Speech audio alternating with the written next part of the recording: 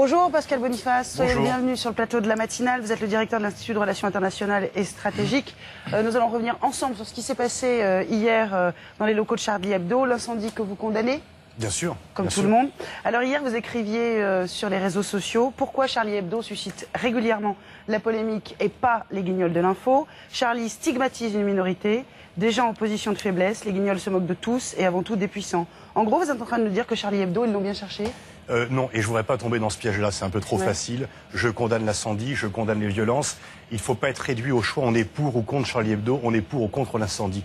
Et je suis très tranquille pour à la fois condamner tout acte de violence, toute pression pour empêcher la liberté d'expression. Charlie a le droit de dire ce qu'ils disent. Ils ont le droit de publier les caricatures, c'est leur problème. Mais qu'ils ne viennent pas dire, par la suite, qu'ils ne stigmatisent pas les musulmans. Parce que quand on fait l'amalgame entre Ennahda, qui est un parti de masse en Tunisie, qui se présente aux élections, et les salafis, c'est un amalgame. Donc on peut à la fois être solidaire de Charlie Hebdo lorsqu'ils sont attaqués et ne pas être solidaire du contenu du journal, de même que j'étais solidaire de Robert Redeker lorsqu'il était menacé de mort et que je n'étais pas solidaire des propos de Robert Redeker qui disait que l'islam n'avait pas sa place en France. Ça veut dire quoi? C'est l'amalgame. Là, on est Charlie Hebdo, on est dans la parodie, on est dans l'extrémisme, on est dans la caricature, on est dans la provocation. C'est toujours un peu les mêmes qui payent, justement. Et normalement, on pourrait attendre d'un journal subversif qu'il s'attaque aux puissants et qu'il combatte les idées reçues, pas qu'il vienne les conforter. Et c'est le reproche, mais le reproche politique. Sur le terrain du débat que l'on peut faire avec Charlie. On doit avoir des débats avec les gens de Charlie Hebdo pour dire qu'est-ce que vous faites exactement. Est-ce que vous n'avez pas le sentiment que vous venez plutôt nourrir des idées reçues alors qu'un journal subversif vient au contraire les dynamiter? Pardonnez-moi, en quoi il vient nourrir des idées reçues? Vous avez l'impression que l'islam a sa place reconnue en France, qu'il n'y a pas des préventions par rapport aux musulmans en France, qu'ils ont un peu de difficulté à s'intégrer et que sous couvert d'une critique générale de la religion, il y a quand même une minorité qui est plus stigmatisée que d'autres. Monsieur Claude Imbert, directeur du Point, peut tranquillement dire « je suis un peu islamophobe » sans que ça pose problème. Et je pourrais multiplier les exemples. Donc il est vrai que même si de nombreux musulmans sont très bien intégrés en France, ont toute leur place, il y a encore une partie de l'opinion qui a un problème avec l'islam, aussi bien sur le plan international que sur le plan national. Et c'est pour cela qu'il faut lutter contre tous les amalgames et ne pas voir derrière toute personne qui veut pratiquer sa foi un terroriste en puissance. Donc vous trouvez qu'ils nourrissent les peurs en faisant ce genre Charlie, de mais choses? depuis longtemps, c'est une ligne éditoriale, l'affaire des caricatures en 2006, le soutien à la guerre d'Irak en 2003, c'est leur ligne éditoriale. Ils ont le droit d'avoir cette ligne, mais qu'ils ne viennent pas se présenter comme un journal libertaire qui défend les minorités, parce que ce n'est pas le cas. Et c'est bien sûr là le piège de Charlie Hebdo, c'est qu'ils viennent d'un autre monde, ils viennent d'un autre milieu, ils ont glissé pour des raisons qui leur appartiennent. Une fois encore, ils ont le droit de changer de ligne éditoriale, mais qu'ils ne nous fassent pas prendre leur nouvelle ligne éditoriale pour étant dans la tradition ancienne de Charlie Hebdo, dans laquelle je me reconnaissais plus. Ils devraient s'attaquer à qui, selon vous? À tout le monde, et en tout cas pas comme cela. Pas comme cela. Quand je regarde les guignols, tout le monde en prend pour son grade. Et plutôt les puissants que ceux qui sont en position de faiblesse. C'est quand même tout à fait différent de lutter pour la laïcité au début du XXe siècle, lorsque l'Église catholique est toute puissante, qu'elle impose ses règles, que de lutter contre les musulmans qui cherchent à avoir leur place en France, à pouvoir pratiquer leur religion. Et qu'on dit, c'est quand même curieux, les Tunisiens votent pour un parti musulman, mais c'est un pays musulman. On ne va pas confondre les intégristes de Saint-Nicolas-du-Chardonnay avec tous les catholiques français. Pourquoi le fait-on pour les musulmans? J'aimerais que vous regardiez ce dessin. Il est signé de Plantu, il est paru dans Le Monde la semaine dernière, et j'aimerais savoir s'il vous pose un problème. Non, mais une fois encore, ça ne me pose aucun problème.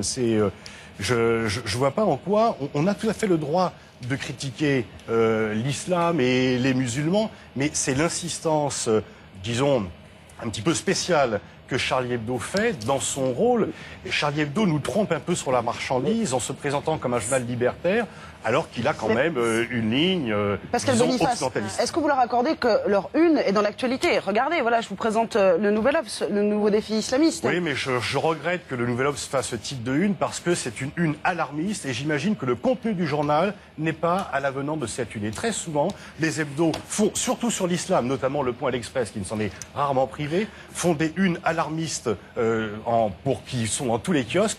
Quand on lit à l'intérieur, on voit que c'est un peu différent. Il y a la volonté un petit peu d'attirer l'attention, c'est dangereux. Gilles. Pascal Boniface, est-ce que ces malentendus ne viennent pas du fait que la situation n'est pas clarifiée en France par certaines organisations musulmanes? C'est-à-dire de dire précisément ce qui relève d'un islam tolérant et de dire ce qui ne relève pas d'un islam tolérant. C'est-à-dire, par exemple, qu'il faut donner sa chance au parti Ennahda en Tunisie, mais que l'islam de France n'admet pas la réinstauration de la polygamie en Libye. Est-ce qu'il n'y a pas un vide? Bien sûr. Est-ce qu'il n'y a pas un vide? Est-ce qu'il n'y a pas un manque de décision et de prise de position? J'ai quand même l'impression, Gilles de Lafont, que les autorités, ceux qui s'expriment au nom des musulmans en France, condamnent la polygamie, condamnent les salafistes et sont pour un islam paisible. Ensuite, que sur la masse des musulmans, il n'y ait pas les extrémistes. Pourquoi serait-il immunisé contre cela? Il y a bien sûr, sur les millions de musulmans français, il y a des gens violents. On ne sait pas qui a fait cela à Charlie Hebdo, mais il faut condamner cela. Et ce n'est pas du tout...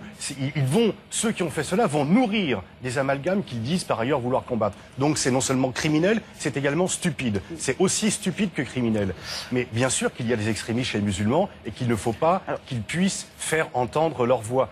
Mais que l'on dit que si une femme porte le voile, c'est un complot contre la République et que, eh bien non, c'est vraiment tout à fait exagéré. Pascal Boniface, qu'est-ce que vous répondez à la rédaction de l'Obs et à de très nombreuses personnes qui trouvent que c'est justifié le nouveau défi islamiste, qu'Ennahda est effectivement arrivé en tête aux élections, que la charia a été rétablie en Libye Je pense que quand on est un hebdomadaire de la qualité du Nouvel Obs, on fait de la pédagogie. Et je n'ai pas encore lu le Nouvel Obs, il sort aujourd'hui. Je suis sûr que l'intérieur du journal est beaucoup moins alarmiste que la couverture. Et c'est un peu dommage de faire une couverture alarmiste, alors que je suis sûr qu'à l'intérieur, les journalistes de qualité du Nouvel Obs nous expliquent les enjeux et nous expliquent que Ennahda n'est pas un parti salafiste qui veut imposer la charia et rétablir la polygamie. Vous nous dites aujourd'hui, c'est un sujet extrêmement délicat, c'est un sujet sensible. Est-ce que vous nous reconnaissez que c'est un sujet? Bien sûr, c'est un sujet. Donc on peut parler du monde musulman. Dont on peut s'amuser. Mais bien sûr, bien sûr. Il n'y a pas de sujet tabou. Tous les débats doivent avoir lieu, mais ils doivent avoir lieu de façon ouverte, de façon contradictoire, et que tout le monde puisse s'exprimer. Quand on interdit un débat, il se poursuit de façon beaucoup plus sournoise, et c'est extrêmement dangereux. Donc effectivement, l'islam en France pose un problème à certains. Parlons-en tranquillement, et par rapport aux arguments de Charlie Hebdo, il faut combattre par des contre-arguments, certainement pas par la violence. Merci d'être venu vous exprimer ce matin. Vous êtes la seule voix quasi à ne pas rejoindre l'unanimité, même si, je le rappelle, vous condamnez l'incendie de Charlie Hebdo. Merci beaucoup d'avoir été avec nous ce matin.